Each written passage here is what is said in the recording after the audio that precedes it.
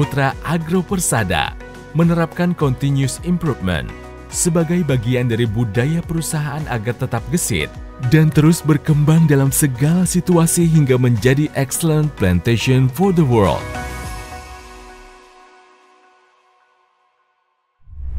Hai guys, kembali lagi bersama kami di Ngopi, Ngobrol Pintar Investasi bersama CGS-CIMB Sekuritas Indonesia. Kembali lagi bersama saya, Fanny Suherman, sebagai Head of Retail Research Analyst dari CGS-CIMB Sekuritas Indonesia. Dan bersama kita hari ini pastinya hadir tamu yang sangat spesial ya. Yang pertama, kedatangan Ibu Denis Pratiwi, selaku Investor Relation dari Triputra Agro Persada Tbk. Halo Ibu, apa kabar? Halo, selamat siang. Selamat siang. Dan yang kedua ini ada Bapak ya, Bapak Sahat Gabriel. Beliau juga adalah Investor Relation dari Triputra Agro Persada Tbk. Halo Bapak Sahat, apa kabar nih Pak? Halo, selamat siang Bu. Baik Bu, kabarnya? Selamat siang, baik ya. Nah, hari ini kita lagi mau ngobrol tentang apa? Pastinya nggak jauh-jauh nih ya, dari PT Triputra Agro Persada. Langsung aja yuk kita ngobrol ya dengan Ibu Denis dan juga Bapak Sahat. Nah, Bu Denis dan Bapak Sahat, mungkin bisa dijelaskan nih kira-kira ya bagaimana sih perseroan melihat kinerja nih dalam 1 tahun ke depan, Bu? Silakan. Ya, perseroan melihat kinerja dalam setahun ke depan itu dari ada beberapa sisi ya Bu Fani ya. Di antaranya saya jelaskan pertama adalah sisi supply gitu. Kami sangat optimis melihat kinerja perusahaan pada tahun 2022 ini karena kami telah mengidentifikasi faktor-faktor utama yang mempengaruhi produksi kami. Itu ada 3 faktor kalau dari sisi supply. Yang pertama itu faktor iklim. Kelapa sawit itu berbeda dengan vegetable oil lainnya seperti soybean ataupun sunflower oil, di mana kelapa sawit merupakan tanaman tahunan. Sedangkan kalau rata-rata vegetable oil lainnya adalah tanaman musiman. Oleh sebab itu, faktor iklim tidak berdampak langsung memang pada produksi kelapa sawit. Dampaknya itu baru akan kelihatan itu di 1-2 tahun ke depan. Nah, tahun 2020 dan 2021 kemarin itu kan bisa dibilang produksi kelapa sawit itu pertumbuhannya tidak bertumbuh gitu. Itu disebabkan karena adanya water deficit yang terjadi pada tahun 2019 akibat kemarau yang cukup panjang kan itu. Nah, untuk 2022 ini iklim pada tahun 2020 dan 2021 itu kan iklimnya Indonesia relatif basah tuh saat itu, sehingga dampak yang 2020 dan 2021 itu baru kita akan rasakan di tahun 2022 ini. Itu untuk faktor yang pertama. Nah, yang faktor yang kedua itu kan umur tanaman. Seperti yang sudah diketahui bahwa kelapa sawit itu memiliki life cycle itu sampai 25 tahun kan gitu. Dengan umur tanaman puncaknya itu berada di tahun 10 sampai tahun 15 gitu kan. Jadi umur 10, 11, 12, 13, 14, 15. Nah, untuk TAPK sendiri mayoritas umur tanamannya itu di rata-rata itu sekitar 12 tahun. Sehingga itu kan pas lagi di puncak-puncaknya tuh.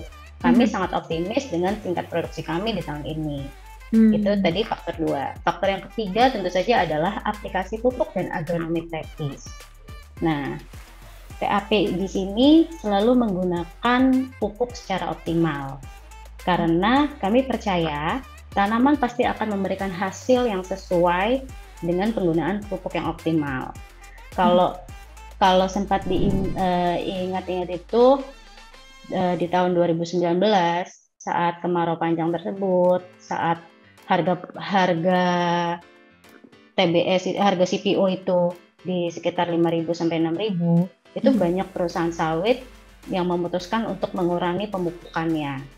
Sedangkan TAPG itu tetap menjalankan pemupukan dengan normal, bahkan kami bisa dibilang menggunakan dosis yang tinggi karena kami bisa dibilang tidak ingin mengorbankan masa depan.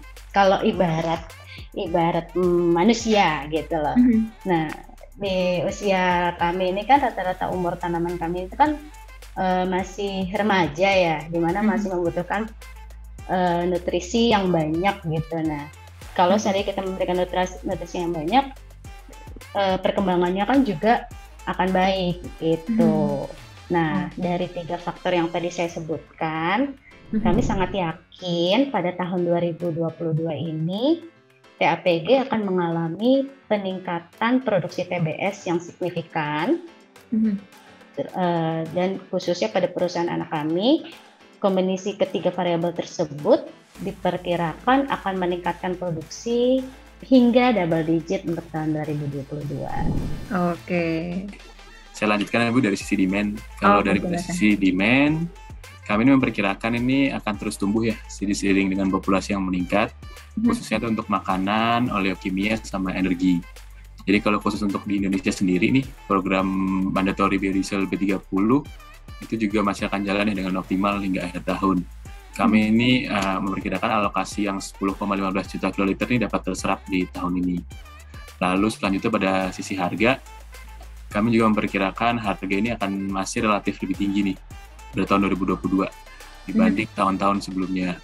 Hal ini karena mungkin produksi vegetable oil lainnya nih di Amerika Selatan nih seperti soybean oil ini masih akan belum membaik secara optimal karena masalah cuaca. Dan ditambah lagi kan kondisi geopolitik Rusia Ukraina nih, sehingga supply dari vegetable oil lainnya kayak sunflower oil ini juga masih akan terhambat ya pada tahun ini. Jadi akibat faktor demand, faktor harga, kami yakin di tahun 2022 ini TAPG ini masih akan mengalami peningkatan revenue, bahkan profit ini dibandingkan tahun-tahun sebelumnya. Seperti itu sih Bu. Oke, nah terima kasih banyak nih untuk gambarannya yang udah sangat lengkap ya. Tapi kalau boleh nih diulas sedikit ya, Bu Denis juga Bapak Sahab. Kira-kira sebetulnya apa sih faktor yang merupakan menjadi pendukung ataupun penghalang nih bagi company sendiri? Silakan. Oke, kalau faktor pendukung seperti yang telah dijelaskan sebelumnya, ini pasti nih karena umur tanaman kami yang sedang di masa puncak ya. Sehingga kami bisa mungkin ini memaksimalkan output dari tanaman kami sendiri. Ini melalui good agricultural practice maupun dengan bantuan teknologi ya, agar output dari tanaman buah segar kami itu maksimal. Lalu kami juga terus melakukan continuous improvement ya, baik di kebun kami maupun di pabrik kami dari tahun ke tahun. Jadi ini tujuannya ini untuk meminimalisir kesalahan dan mengoptimalkan potensi yang kami punya. Lalu yang selanjutnya, ini seperti yang telah saya jelaskan sebelumnya, tahun ini kan sepertinya komoditi boom masih akan berjalan ya.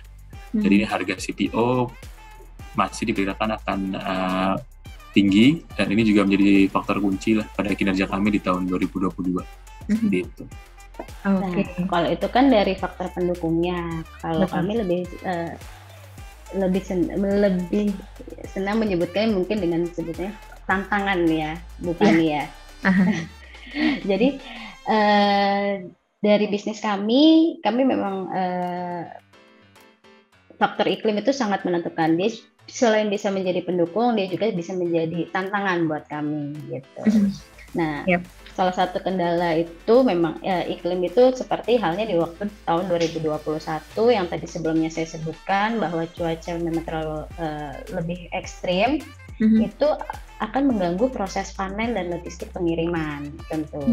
Nah, namun kondisi iklim basah ini diharapkan untuk tahun 2002 ini itu dapat membaik gitu. Itu disebabkan karena proyeksi bahwa kondisi basah yang disebabkan La Nina itu akan cenderung menjadi netral, bahkan kering. Nah, dari kondisi tersebut kami sudah memitigasi resiko dampak iklim kering tersebut dengan membuat embung-embung air di dalam perkebunan kami. Jadi kalau seandainya ada yang melihat ke dalam kebun sawit gitu, itu bukan becek atau banjir, itu adalah embung-embung yang telah kami siapkan untuk menyerap air yang dapat digunakan pada nanti menyimpan air untuk saat kondisi kering. Itu tadi satu iklim. Yang kedua pasti juga adalah seperti yang kita ketahui bahwa biaya pupuk dan logistik itu saat ini kan sudah merangkak naik ya. Nah, tantangan kedua ini Akibat naiknya ini akibat adanya harga diesel solar yang seiring dengan kenaikan harga minyak bumi. Saat ini TAPG sudah mulai menggunakan mengurangi penggunaan pupuk dan memakai POME, composting, dan janjan kosong untuk mengurangi biayanya. Selain itu juga untuk logistiknya kami sedang melakukan studi untuk mengembangkan biometan CNG berbasis metan yang dapat menggantikan penggunaan fossil fuel. Hal ini juga secara langsung menjadi kontribusi kami dalam menekan emisi GHG. Itu Bu Fani. Oke, thank you banget ya untuk penjelasannya ya tadi ya Ibu Denis dan juga Bapak Sahat nih. Nah selanjutnya nih ya, kalau misalkan tadi kita udah denger ya Bu ya, ibaratnya sekarang nih masih masuk usia yang produktif gitu ya kalau diumpamakan dengan manusia ya untuk tanamannya ini. Nah kira-kira nih rencana perseroan ke depan nih akan melakukan apa saja sih gitu? Nah dan mungkin hal apa nih Bu yang sudah dilakukan sampai dengan sekarang? Silakan. Selain berfokus pada pengembangan produksi dan efisiensi tentunya, TAPG juga memiliki rencana khususnya pada bidang sustainability, pengembangan tata nilai, dan pengembangan alternatif downstream gitu. Sustainability gitu. Kalau saya sebut sustainability pasti tidak jauh dari misi TAPG, ya adalah Green Plantation for Better Quality of Life ya Bu. Ya, untuk mencapai hal tersebut langkah konkret kami adalah sudah sewajarnya bila TAPG menyelesaikan ISPO certification untuk seluruh perkebunan kami. Dan kami saat ini juga sedang berupaya memenuhi RSPO untuk seluruh pabrik kelapa sawit kami. Lalu kami juga telah menggunakan biomas untuk sumber energi pabrik kami, dan untuk tahap selanjutnya kami juga akan mengembangkan biogas di salah satu pabrik kami di Kalimantan Tengah. Itu tadi sustainability. Lalu kami juga melakukan replanting. Itu melakukan peremajaan khususnya pada salah satu area kami di Jambi yang relatifnya umur relatifnya sudah cukup tua dan butuh untuk replanting. Tapi itu nggak banyak ya Bu ya, karena itu kecil aja kok hektarannya. Karena kan mostly tanaman kami tadi masih dalam umur prime gitu. Oke. Thank you. Silakan Pak Sahat. Ya. Jadi tadi kan sudah sustainability ya sama replanting. Jadi di lain hal itu perusahaan kami juga berupaya ingin meneruskan rantai nilai pengolahan kelapa sawit ya. Jadi kan selama ini kita hanya baru di CPO. Jadi kami berupaya untuk meneruskan rantai nilai pengolahan kelapa sawit. Jadi saat ini kami sedang melakukan studi nih. Jadi kami melakukan studi untuk opsi pengembangannya, baik melalui kerjasama dengan perusahaan lain ya yang sudah memiliki pengalaman di downstream, atau kami mencoba untuk mengembangkan industri downstreamnya itu sendiri seperti itu. Lalu selain downstreamnya, kami juga sedang melakukan studi terkait alternatif downstream nih. Jadi ini produk-produk baru untuk kelapa sawit. Jadi kami ini sudah mencoba melakukan studi terkait penggunaan sawit untuk plant-based food. Jadi seperti kita tahu kan kelapa sawit ini kaya dengan protein ya. Gimana dia bisa dikonsumsi juga sebagai plant-based food. Selain tersebut, kami juga ada studi dengan BPDP kelapa sawit, itu bagaimana mengembangkan bioplastik. Jadi gimana kita menciptakan plastik yang ramah lingkungan berbasis kelapa sawit. Jadi selain plant-based sama plastik, selain plant-based dan bioplastik, kita juga tidak menutup studi lain Ibu untuk mengembangkan kelapa sawit. Karena kalau kita bisa mengembangkan kelapa sawit ini kan nilai jualnya adalah produk yang renewable ya dan ramah lingkungan. Jadi itu mungkin akan lebih baik di masa depan seperti itu. Oke, menarik banget ya. Nah, pertanyaan terakhir nih ya untuk Ibu Denis dan juga Bapak Sahat nih. Nah, kira-kira apa sih yang membedakan antara produk dari company dengan kompetitor lainnya? Silakan. Oke, kalau yang faktor utama yang membedakan TAPG dengan kompetitor lainnya adalah seperti yang telah dijelaskan sebelumnya nih Bu. Kita ini sangat fokus sama praktik sustainability dan teknologi ya.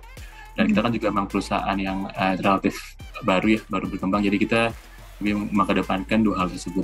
Jadi di terkait sustainability, selain fokus pada pemenuhan sertifikasi nih, ISPO dan RSPO, TAPG ini juga memiliki objektif untuk menjadi the best in sustainability globally Bu. Kalau TAPG sendiri ini sangat mengedepankan sustainability ya. Dan pada saat ini sih kita telah memenuhi sertifikasi ISPO ini untuk seluruh perkebunan inti kami ya. Lalu kami juga sudah 30% ini memenuhi sertifikasi produk kelapa sawit kami dengan RSPO. Ini tujuannya nih agar kita bisa memenuhi standar global. Lalu TAPG juga sudah melakukan replanting di sebagai wilayah kami seperti tadi telah disebutkan. Ini juga sebagai komitmen kami untuk menjaga produktivitas kelapa sawit nasional, seperti itu. Oke, thank you.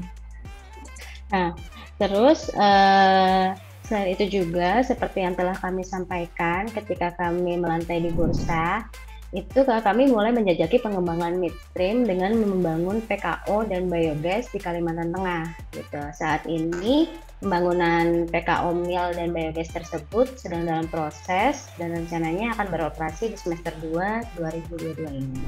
Jadi kami ini berusaha bagaimana bisa masuk ke indeks saham berkelanjutan ya, seperti Sustainable and Responsible Investment Seri ke-Hati di Indonesia, dan kami juga bertujuan untuk bisa masuk di kategori Dow Jones Sustainability Asian Pacific Index ya, atau bahkan di Dow Jones World Index.